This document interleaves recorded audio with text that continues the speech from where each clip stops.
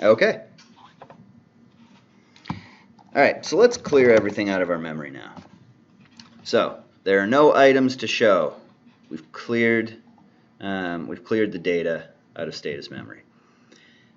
Now look at the number of observations down here. We have 0 observations, 0 variables. Do we need to load some data to be able to do anything of interest here, apart from like math calculations, display things? The answer is no. We can do a number of different things. In fact, sometimes you may have to do this if you're saving some matrix of data. You may need to clear everything out of Stata's memory and create a set of blank observations and then load it in. Let's not worry about that yet. Let's just try set obs 50.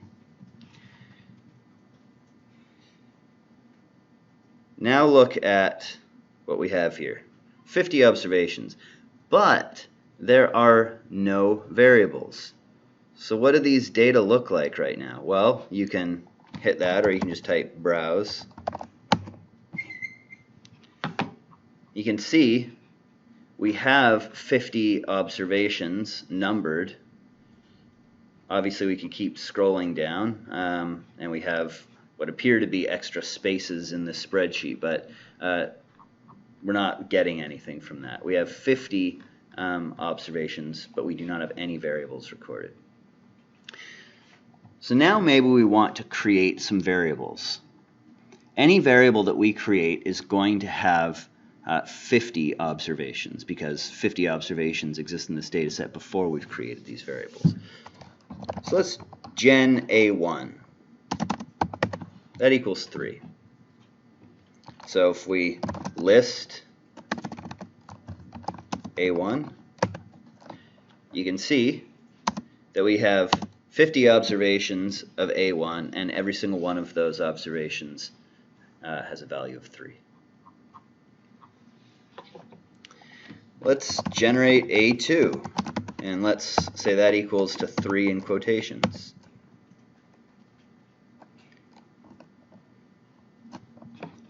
And now let's summarize both of those. So sum A star.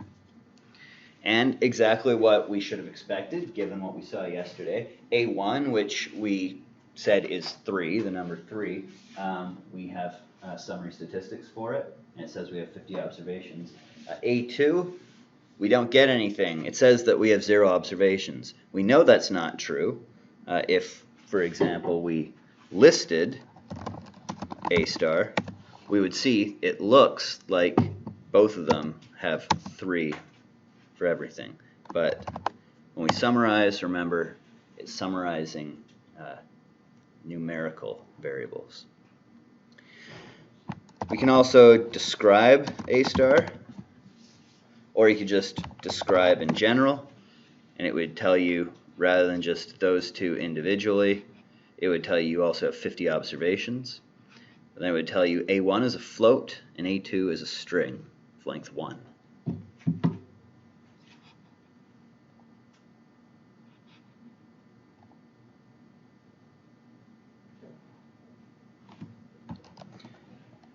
So let's clear those variables. Say we don't want those variables. Let's clear them. Look what happens when you clear that. Look at the number of observations. It's now 0 again.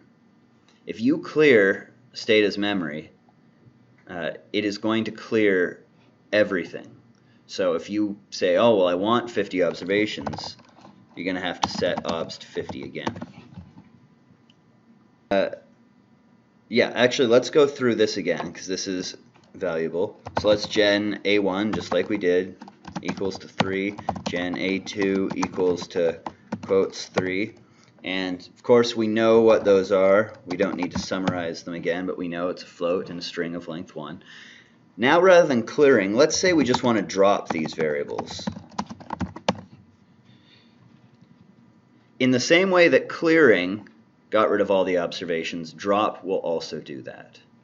So you do have to be very careful when you are doing this sort of thing, that you, if you drop everything, that you reset the number of observations that you want. And if you don't want to have to go through that process, or some other things, don't drop everything at once. Don't clear your memory. Now let's generate the variable sex. Rather than gender, we will use sex. And let's say gen sex equals R uniform and parentheses, open and closed. So what do you guys think this does? It generates a uniformly distributed random variable. So if we list sex now,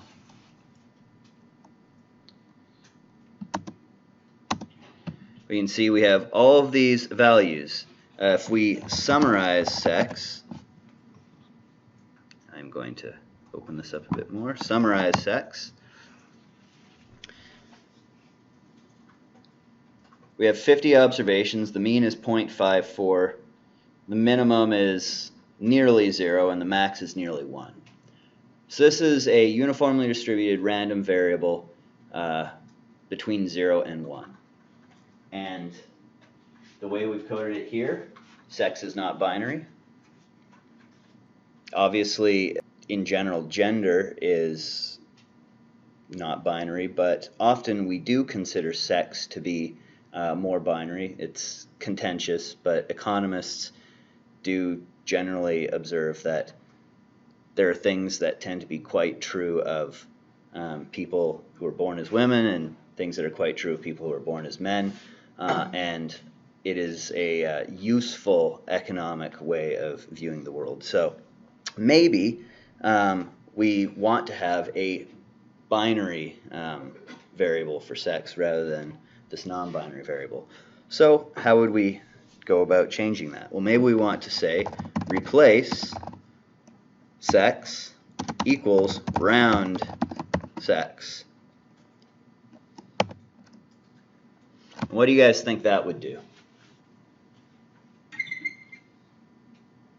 Probably round to the nearest whole number. Exactly. And you can round to the nearest tenth or hundredth or thousandth too if you like. But because we didn't clarify, it's just going to round it to the nearest integer. So if we now do list sex, we see it's either 0 or 1. If we summarize sex, we still have a mean of 0.54, but min 0, max 1. And if we tab sex, we see that everything's either 0 or 1.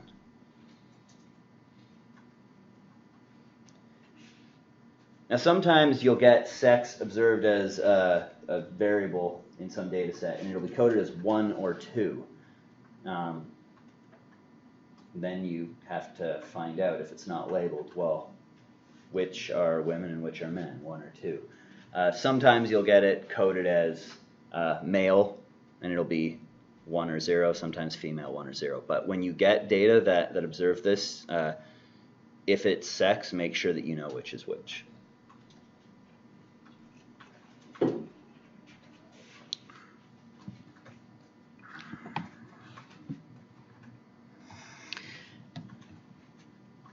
All right, let's generate, call it sex1 equals R uniform like this. Actually, you know what? Let's drop sex1. No, let's just rename sex1 to gender. Rename sex1 gender. Okay. So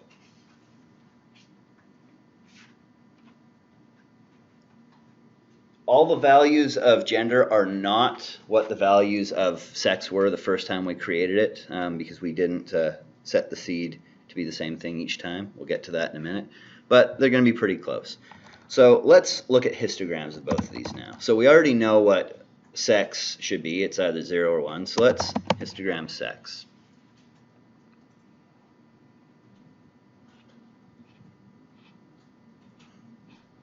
Took a while to come up. But there we go. We can see, I mean, it sort of, puts the bins as going from 0 to, I don't know, 0.15, but really it's all at 0 or it's all at 1 for sex. And if we k-density sex, it's not particularly helpful. So we can see that a histogram in this case is probably describing the data a lot better than a kernel density plot, right? What if we then look at gender? So hist gender, which we said is non-binary. Okay, that looks a lot different than our sex variable. It looks like there are very few that are in the middle. So this might actually be somewhat representative of how people in the population as a whole identify. Very few would be right in the middle. Most people are on one side or the other, and you have a bunch at the very extremes. Let's look at a kernel density plot of this.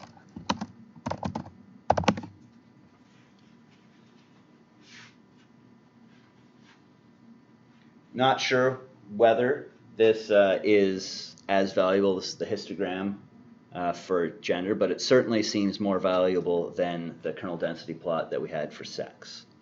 So this is a uniformly distributed random variable. So how come it looks like this? How come it's not a nice, I don't have a marker, how come it's not just sort of a nice rectangle? Yeah? Because there's not enough observations. Perfect, exactly. So, what can we do about that? Well, we could, for example, set obs 5,000, or 5,000. Now let's generate gender 1, and let's say that's our uniform.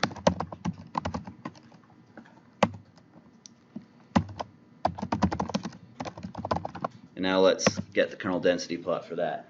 And that looks much more like what we'd expect out of a uniformly distributed random variable. So when you have few obs, you can't expect that the distribution from which they are drawn is going to be evident from some sort of plotting of those variables, but the more observations you have, the more it should hold true. And if you set your obs to like 500,000, it would look very nice.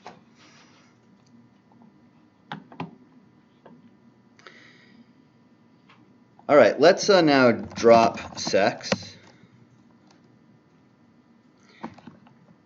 We didn't drop everything, we didn't clear it, so we still have 5,000 observations.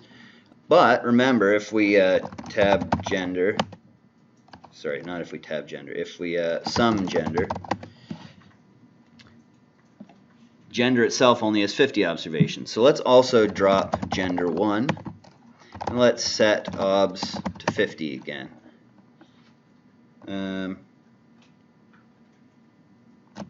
Okay, let's just clear it and set obs to 50. Okay, now let's recreate that gender variable. Gender equals our uniform. And now let's generate sex again. But let's say rather than creating it like we did out of gender and then using a second command to round it to 0, 1, let's create a 0, 1 from the get-go. So let's just hit gen sex equals round and then our uniform. And here I'm including an extra thing. We don't need to include the comma 1. It will automatically do that if we don't round to the nearest whole number. But it now emphasizes that if you did not want to round to the nearest whole number, say you wanted to round to the nearest tenth of a whole number, you could do that too with 0.1 rather than 1. But let's do that. And now let's tab sex, and we can see we have 0 and 1.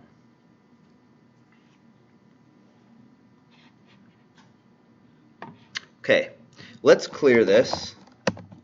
And now let's set the seed. So essentially, every time we try to do anything that's random, or draw variables, random variables from some distribution, it's not truly random, right? Like Stata has to be getting this from somewhere. And it creates these random variables, these pseudo-random variables, doing stuff that I'm not going to explain, but it is important to note that if you want to get the same value every time that you create this, you have to set the seed. Because if you don't, it's going to change the seed. Every time it does something, it's then going to change it so that the next time you do that, you get something different so that it looks random to you.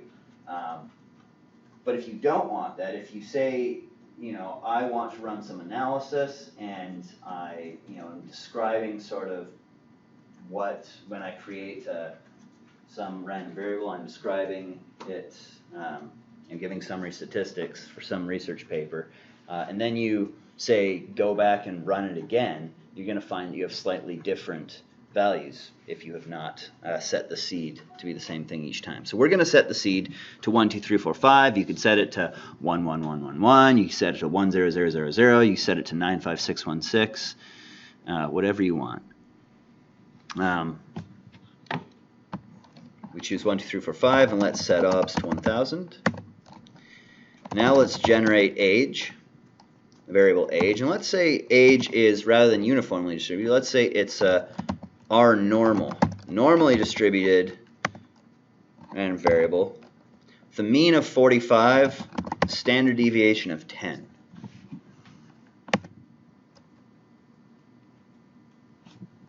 So now let's look at age. It looks reasonably normally distributed.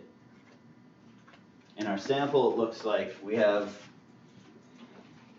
1 or 2 16, 17-year-olds, a few 19-year-olds, then, it's concentrated around 45, which is what we said, it's a mean of 45.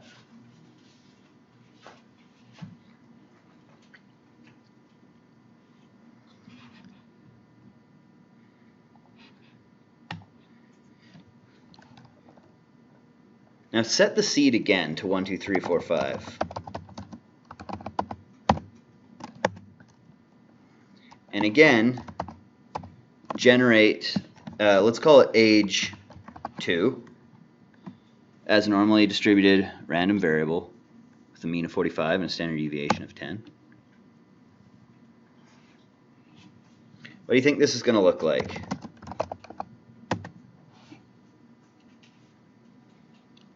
Looks pretty similar, doesn't it? Why do you think that is?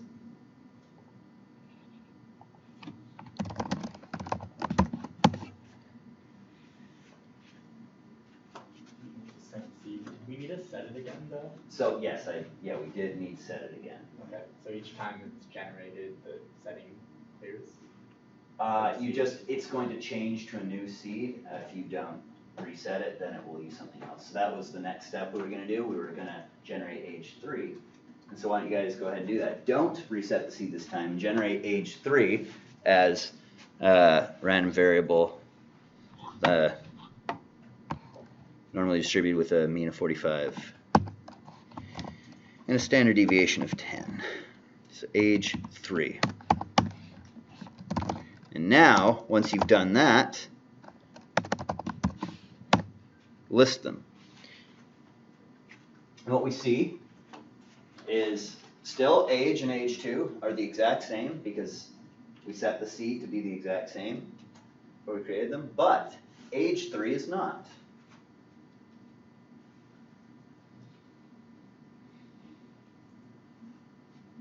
In some cases it's pretty similar. In other cases, like here we have observation 15. We have age and age 2 are 55.19, but age 3 is 33.5.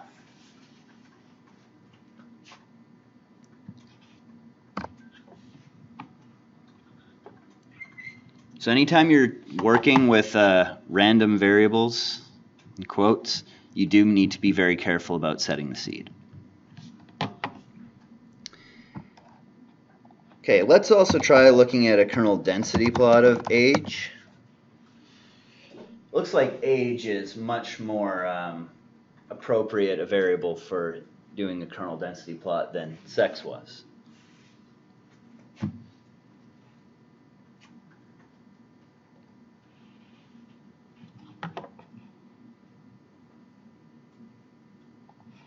Clear everything?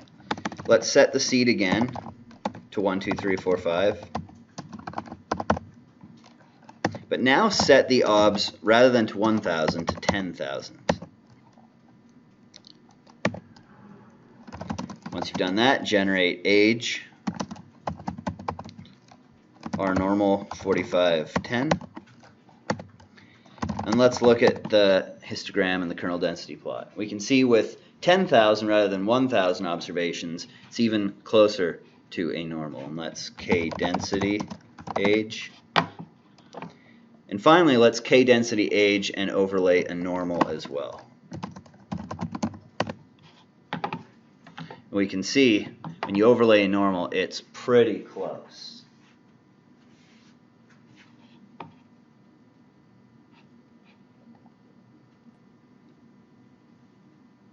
All right then, moving on. Let's clear it. Let's set the seed again to 1, 2, 3, 4, 5. Set obs to 50. Now let's generate a variable called height. And let's say that's equal to 4 times an R normal. It's going to be a standard normal if we don't change anything. And then let's say it's plus 70. So what do you guys think that's going to look like?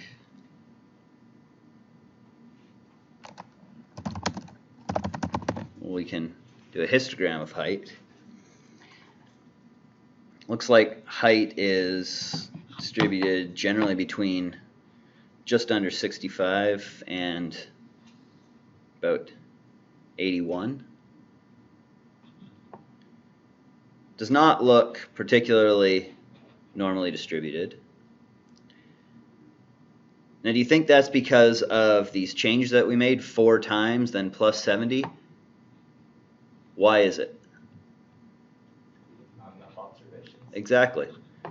Exactly, because adding 70 is only going to shift our distribution over by 70, and then multiplying it by 4 is going to it's going to elongate things a little bit, but it's still going to be essentially normally distributed, but we just don't have enough observations for this sample to look like it. Let's do things like summarize height, comma D. We kind of get the same thing that we got from doing the histogram. Let's not do the histogram again with the normal or the K density. We already talked about that. So let's clear now.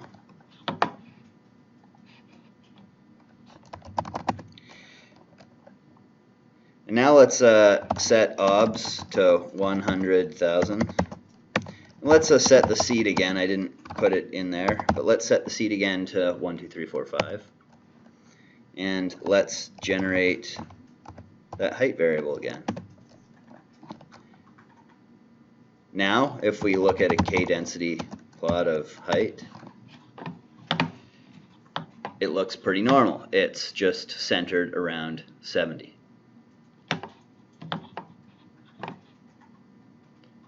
And feel free to overlay a normal just to check that for yourself. Obviously, the whole point is just to emphasize that the number of observations matters. Let's clear this. Let's set the obs to 50 now, and let's not bother setting the seed. Let's generate sex. It's an R uniform. And again, just to emphasize, it's not binary, and say we want it binary, so we're going to replace sex equals round sex 1. You don't, oops. Keep doing minus instead of equals. And of course, when you sum sex D, you get that. Now if you tab sex, you also have 0 or 1. let's say, okay, well, we know this is 0 or 1 now, but we don't know which is male, which is female, as we cautioned earlier. So now let's do a few different things. First of all, let's label the variable. So label variable sex, and let's just call it sex. And so we can see if we look over here that we now have the variable label sex. That should be reasonably obvious from the variable name, but can't hurt to label it. Now let's, rather than just having that, because even though it is sex, if we tab sex, it's still 0 or 1, let's sort of wrap value labels around it. So let's go label define. So we're going to define a label first, and we're going to call that label name. So you're defining the label name by saying label define name. Then you say 1, so that's if it's 1, we're going to say those are male. 0, we're going to say female. So you've now defined a label, but that label has not yet been applied to sex. It's like, I don't know if you guys ever played with label makers as kids. You kind of printed out the label, but you haven't stuck it onto anything yet. So now you have to stick it on to something. So we're going to stick it onto the variable sex. So label values sex. That's the variable that we are going to stick it onto. And which one are we going to stick on? Which label? Say we have a bunch of different labels. We're going to stick the label name onto sex. And now tab sex. And you can see we now have female and male rather than 0 or 1. Now, do you guys remember how do we tab sex and see it without the value label attached? Tab sex, no label, or just null. And if we do that, we can see, oh, okay, we're just peeling back the label to see what's actually underneath this. It's still 0, 1, but we have it saying female or male. Okay, so we're going to take a break after this, but here's an exercise for you guys. It's going to take you a little bit of time. I'll just walk you through it, and then I'll leave you to it. So I want you to write a new do file. I want you to include the standard fare.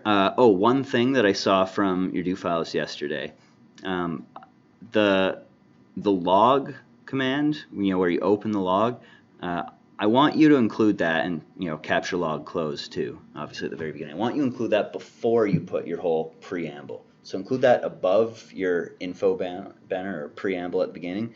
Then include your info banner, all that information. And of course you need to make sure that you include at the very end log close if you've opened the log. So include all that standard stuff, then set the seed to the zip code in Davis, 95616, because why not? Clear Stata's memory. Clear Stata's memory and then set the seed to 95616. And then set the observations to 1000. And I want you to create 4 variables, and I'm going to leave it to you to figure it out. I want you to create y, which is going to be a normal with a mean 0, standard deviation of 1. I want you to create x1, which is going to be a normal with a mean of 5 and a standard deviation of 10. I want you to create x2, which is going to be uniformly distributed between 0 and 1. And I want you to create x3, which is going to be uniformly distributed between 10 and 20. So you might have to think this through a little bit. And I want you to summarize x2 and x3 in one command. I want you to replace x2 with x2 rounded to the nearest integer. Replace x1 with the product of x1 and x2, so that's just multiplying the two of them together. Then I want you to restrict the sample to only observations which have a positive value of x1. And finally, I want you to create histograms and kernel density plots of x1. I want you to make sure that you include headings for each command, or maybe 1 or 2 commands that are very similar, but a heading that makes clear what it is that you are doing there. And then I want you to save that in some temporary folder in your do, your project directory. So maybe you have in your do folder, you have an extra folder called temp or something like that. And call it whatever you like and save it there.